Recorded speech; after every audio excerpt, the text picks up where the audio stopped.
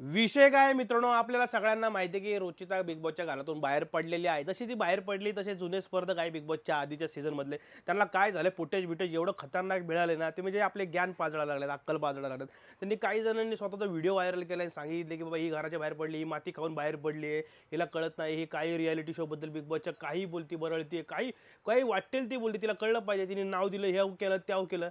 मला हे कळत नाही, हिनी जर माती खाल्ली तर तू काय केलं? तू शेण खाल्ले का?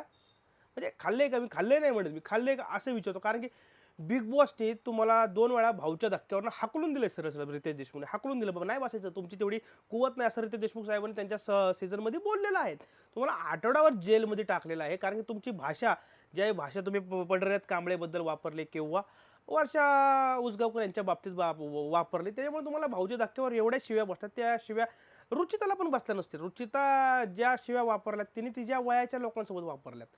म्हणजे नक्की झालं, हे झालं, दिलं, पण तिने मोठ्या लोकांसोबत पंगा नाही घेतलेला. तिला तेवढं कळतं. तुम्ही तुमची मर्यादा ओलांडल्या आणि तुम्ही आता हे ज्ञान शिकवता आणि म्हणता की बाबा हे बिग बॉसच्या शोबद्दल, रियालिटीबद्दल असं बोलते, तसं बोलते, हे रिअल दाखवत नाही. रिअलच बोलते ती. तिला वाटलं बिग बॉस तिला काही लोकांना फेवर करतं, ती फेवर करत असेल म्हणून तर ती बोलते ना.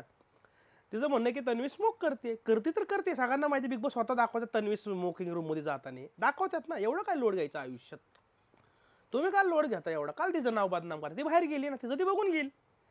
तुम्ही कशाला फुटेजसाठी हाव त्याव करता? तुम्ही बिंदास कामा, तुम्ही लग्न बिग्न करा कोणाकोणाची, जे आधीचे स्पर्धक बिर्धक आहेत त्यांच्या लग्नात जावा, फुल फुटेज मिळवा.